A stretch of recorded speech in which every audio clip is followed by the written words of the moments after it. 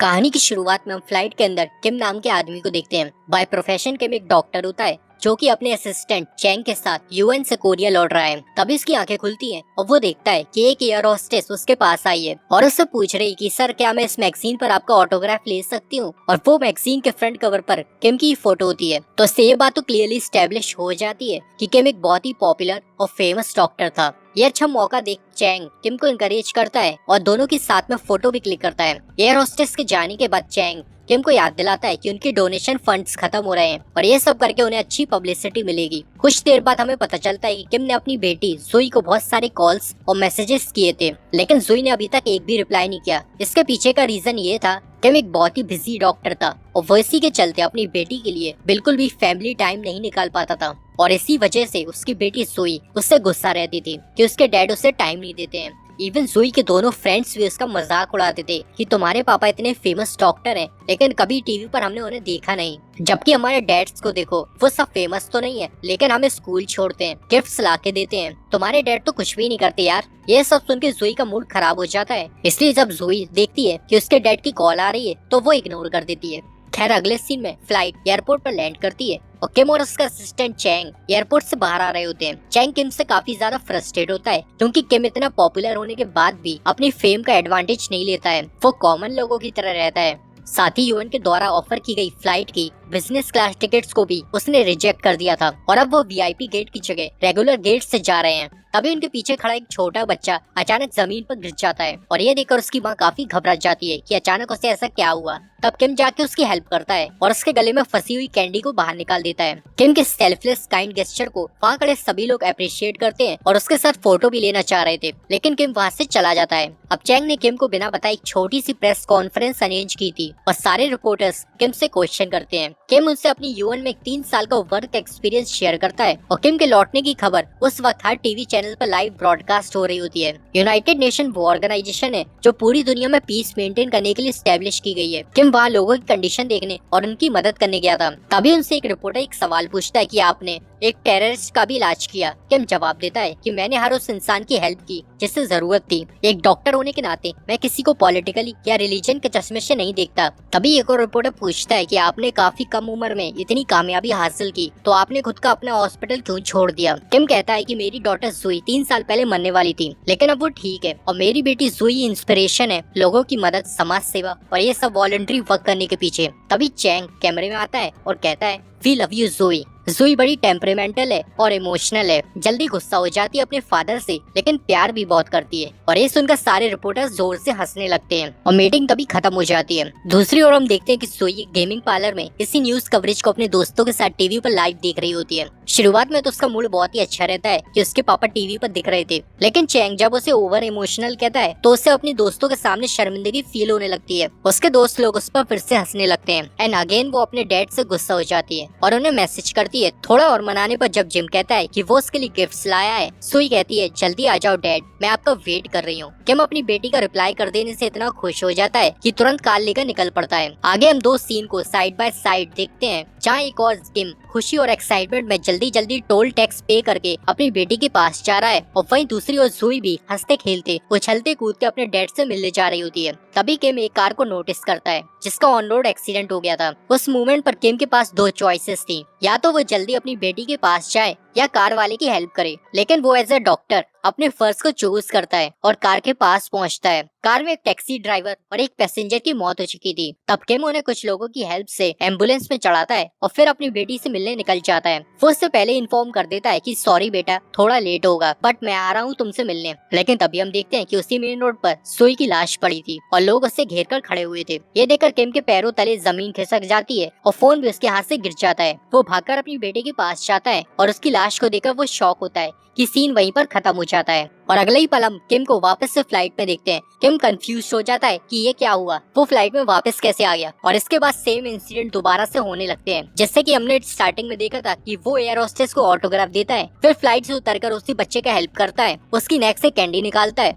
फिर press meet attend करता है और कार लेकर वापस टोल टैक्स पे करता है और अपनी बेटी से मिलने निकलता है। और ये पूरे टाइम में उसे समझ नहीं आता है कि ये सब चीजें दोबारा क्यों घट रही हैं। फिर से वो एक्सीडेंट की वाली जगह पे पहुंचता है, उसे फिर से अपनी बेटी की लाश मिलती है। वो कंप्लीट शॉक में होता है कि एग्जैक्टली हो क्या रहा है उसके साथ। और एक बार फिर सीन वहीं पर कट हो जाता है और उसकी आंखें फिर से फ्लाइट पे खुलती हैं। यहाँ पर हम समझ पाते हैं कि एक टाइम लूप बार बार रिपीट हो रहा है, यानी कि डे रीसेट हो रहा है। किम जैसी अपनी बेटी की डेड बॉडी के पास पहुंचता है, सब फिर से रिपीट होने लगता है। उस वक्त किम की गाड़ी में टाइम हो रहा है 12:30 और दिन के रीसेट होने का रीजन हमें मूवी के एंड में बताया गया है। आगे हम देखते हैं कि मूवी में यही लूप बार बार रिपीट हो रहा है। किम हर बार फ्लाइट से उतरकर बच्चे को बचाता है, प्रेस मीटिंग कभी अटेंड करता है तो कभी छोड़ देता है, कभी टोल टैक्स भरता है, कभी छोड़ देता है और अपनी बेटी से मिलने एक्सीडेंट साइट पे पहुंचता है। इवन वो अलग अलग रूट से पहुंचने की भी बहुत कोशिश करता है, पर हर बार किम के पहुंचने से पहले ही वो टैक्सी जुई को टक्कर मार देती है। यानी कि जिस टैक्सी का एक्सीडेंट हुआ था जिसमें टैक्सी ड्राइवर और पैसेंजर की मौत हुई थी, उसी से किम की बेटी सुई की मौत हो जाती है।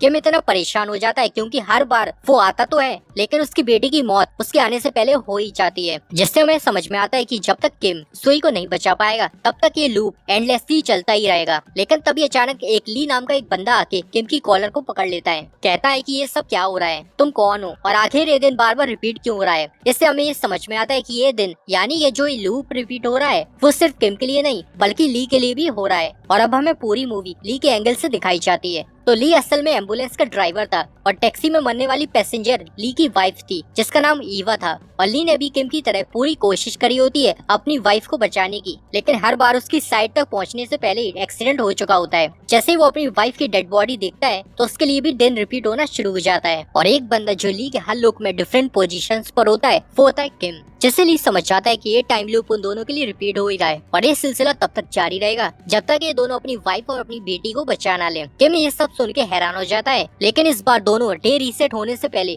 एक मीटिंग फिक्स करते हैं और सीन वहीं पर कट हो जाता है। अब जैसे ही न्यू लूप स्टार्ट होता है दोनों फिक्स की हुई मीटिंग प्लेस पर पहुंचते हैं और डिसाइड करते हैं कि एनी हाउ वो लोग ईवा और सुई को एक्सीडेंट से बचा लेंगे। लेकिन प्लान के बाद भी कई सारे लूप शुरू और एंड होते हैं और वो लोग हर बार की तरह नाकामयाबी होते हैं। ली अपनी वाइफ को कार रिसीव करने से रोकता है लेकिन वो कॉल ही नहीं पिक करती क्योंकि ईवा और ली के बीच में पहले बहस हो गई थी क्योंकि ईवा उससे बेबी चाहती थी और ली उसके लिए तैयार नहीं था। इसी वजह से वो गुस्से में उसकी कॉल पिक नहीं करती। फिर ली एक अजीब सा प्लान बनाता है और पुलिस स्टेशन के बाहर जाके अपने सर पर पत्थर मार लेता है। उसके सर से खून निकलने लगता है और वो अंदर जाकर झूठ कह देता है कि एक टैक्सी ड्राइवर ने उसे हिट किया है और भाग गया है, आप उसे पकड़िए। एक्चुअली ली उस टैक्सी ड्राइवर को पकड़वा के एक्सीडेंट रुकवाना चाहता था लेकिन तब भी एक्सीडेंट हो ही जाता है। इस फेलियर के बाद दोनों पूरा थक चुके थे लेकिन गिव अप करने के लिए कोई भी रेडी नहीं था। अगली बार किम अपनी प्रेस मीटिंग में उसकी बेटी के लिए एक मैसेज देता है जैसे जुई भी टीवी पर देख रही होती है। वो कहता है जुई मैं तुमसे बहुत ही ज्यादा प्यार करता हूँ और हम लोग आज जरूर मिलेंगे। और तब वो मीटिंग स्पॉट ही चेंज कर देता है क्योंकि ये टाइम लूप सुई और ईवा के लिए रिपीट नहीं हो रहा है तो उन दोनों के इसके बारे में कोई आइडिया नहीं है। किम के प्लान के अकॉर्डिंग इस बार मेन रोड पर एक्सीडेंट नहीं होता और किम अपनी बेटी से मिलने एक न्यू मीटिंग स्पॉट पर पहुंचता है। वहीं दूसरी ओर ली पुलिस स्टेशन में कंप्लेन करता है टैक्सी ड्राइवर के बारे में जिस पर पुलिस उसे पकड़ने चली जाती है। लेकिन तभी वो टैक्सी ड्राइवर पुलिस से भागने की कोशिश करता है और टैक्सी उस डायरेक्शन में मोड़ देता है जहाँ जुई और किम मिलने वाले थे। टैक्सी ड्राइवर जुई को हिट करने वाला होता है कि तभी किम दौड़ के जुई के सामने आ जाता है, जिसके बाद हम देख पाते हैं किम, सुई, टैक्सी ड्राइवर और ईवा चारों ही मर जाते हैं और फिर से एक डे रीसेट हो जाता है। अब किम ली से बोलता है हम ईवा और सुई को इसलिए नहीं बचा पा रहे क्योंकि वो टैक्सी ड्राइवर जानबूझकर एक्सीडेंट कर रहा है। वो पुलिस से भी इसलिए भागा क्योंकि उसको किसी भी कीमत पर सुई और ईवा को मारना है। और टैक्सी ड्राइवर किम की मीटिंग की वीडियो को टीवी पर लाइव देख समझ जाता है कि वो एक्सीडेंट साइट पर कब पहुंचेगा, इसलिए हर बार वो किम से पहले आकर खुद भी मर जाता है और उन दोनों को भी मार देता है। तभी किम रिवील करता है कि शायद वो टैक्सी ड्राइवर मुझे जानता है और मैं शायद उससे 3 साल पहले मिला था। अब इसके बाद हमें मूवी में 3 सीन साइड बाय साइड दिखाए जाते हैं जिनको देखकर हम किम, ली और टैक्सी ड्राइवर रियान के बीच का कनेक्शन समझ पाते हैं। 3 साल पहले किम एक हॉस्पिटल में डॉक्टर था और उसकी बेटी जुई को हार्ट ट्रांसप्लांट की सख्त जरूरत थी और जिस डोनर ने उन्हें हार्ट डोनेशन का वादा किया होता है वो लास्ट मोमेंट पर मना कर देती है। दूसरी ओर ली को दिखाया जाता है वो कार से घर लौट रहा है और अचानक उसकी कार का एक दूसरी कार से एक्सीडेंट हो जाता है और दूसरी कार में वही टैक्सी ड्राइवर रियान अपनी फैमिली के साथ लौट रहा था। ली उस वक्त इतना घबरा जाता है कि ये उससे क्या हो गया और वो वहाँ से अपनी कार लेके आगे निकल जाता है, लेकिन बीच रास्ते में वो अपने गिल्ट को नहीं संभाल पाता कि वो इतना बुरा किसी के साथ कैसे कर सकता है। तब वो वापस से उसी एक्सीडेंट वाली जगह पे पहुँचता है और उसकी वाइफ उसके बेटे को हॉस्पिटल लेके जाता है, लेकिन तब तक रियान की वाइफ मर चुकी थी। ली अफसोस महसूस करता है कि अगर वो पहले नहीं भागता तो शायद वो बच जाती। लेकिन ली फिर भी रियान और उसके बेटे को किम के हॉस्पिटल लेकर आता है। किम उसके बेटे हारू का इलाज करता है। तब उसी वक्त उसके दिमाग में ख्याल आता है और वो हारू का हार्ट अपनी बेटी सुई को ट्रांसप्लांट कर देता है, वो भी बिना रियान की परमिशन के। यानी अपनी बेटी को बचाने के लिए टैक्सी ड्राइवर रियान के बेटे को मरने देता है। एक्चुअली में रियान सर्जरी के बाद होश में नहीं होता और उसका बेटा हारू ब्रेन डेड हो चुका था। इसलिए किम हार्ट ट्रांसप्लांट के पेपर वर्क पर बेहोशी में खुद से ही रियान के साइन और फिंगरप्रिंट ले लेता है और हारू का हार्ट सुई के अंदर ट्रांसप्लांट कर देता है। और क्योंकि ली की देरी की वजह से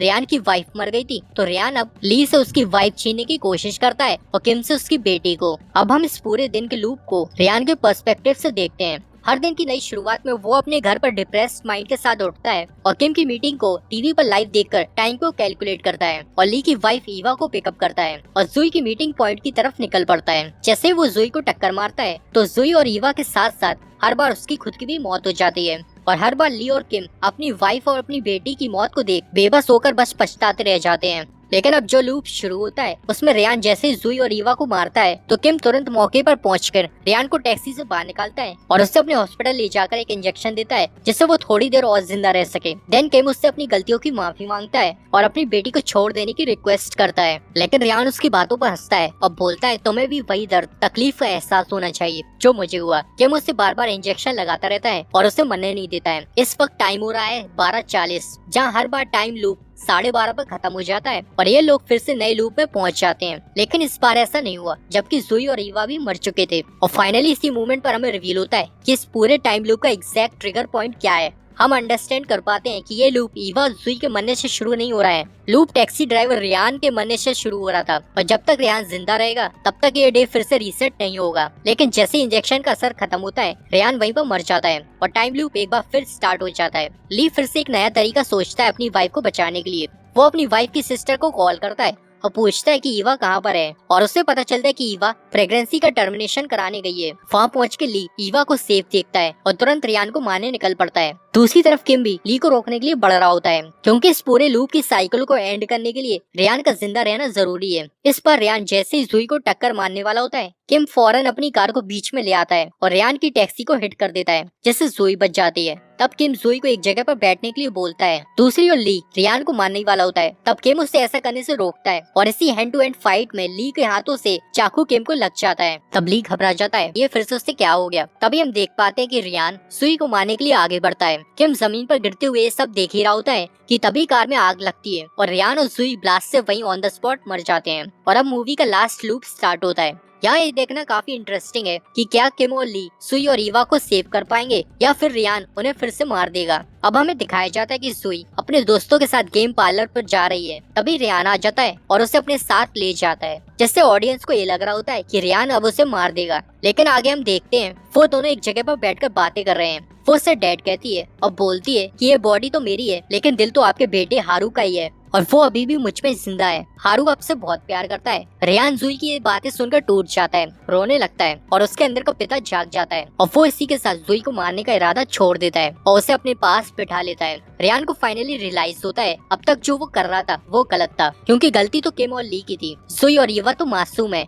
तब उन दोनों को मारने का ख्याल अपने दिमाग से निकाल देता है रियान। दूसरी ओर ली और ईवा फिर से मिल जाते हैं और एक दूसरे को माफ कर देते हैं। ली फाइनली बच्चे के लिए भी हाँ कर देता है और अपने बेबी का नाम हारू रखने का फैसला करता है। और लास्ट सीन में हम किम को देख पाते हैं जो नॉर्मली फ्लाइट से उतरकर बच्चे की नेक से कैंडी निकालकर उसे चॉकलेट बॉक्स गिफ्ट करता है और पूरी मीडिया के सामने कन्फेस करता है कि 3 साल पहले उसने रियान और उसके बेटे हारू के साथ गलत किया था। और इस कन्फेशन के साथ मूवी यहीं पर खत्म हो जाती है। अब बात कर लेते हैं ये एंडलेस टाइम लूप क्यों हो रहे थे। फिल्म में तो इसका कोई भी रीजन नहीं दिया गया है लेकिन कुछ इंटरनेट थ्योरीज के अकॉर्डिंग इनके पीछे का एक्सप्लेनेशन ये है कि हारू जिसका हार्ट जुई के दिल में था उसकी स्पिरिट अभी भी जिंदा थी और वो अपने पिता को एक क्रिमिनल के तौर पर मरते नहीं देखना चाहता था। इसलिए रियान ने लास्ट लूप के एक्सीडेंट में जब जुई को गले लगा के खुद को ब्लास्ट में मारा तब उसने जुई के अंदर अपने बेटे के दिल को धड़कते हुए महसूस किया। इसी वजह से उसने अपना डिसीजन बदला। इसलिए उसने अगले लूप में जुई को मारा नहीं बल्कि उसके पास जाके अपने बेटे को महसूस करने की कोशिश की। उसे एक मुलाकात में जुई रियान को कहती है उसे पहले कभी चॉकलेट्स पसंद नहीं थी लेकिन अब उसे चॉकलेट्स खाने का बहुत मन होता है जो कि असल में हारू की फेवरेट थी।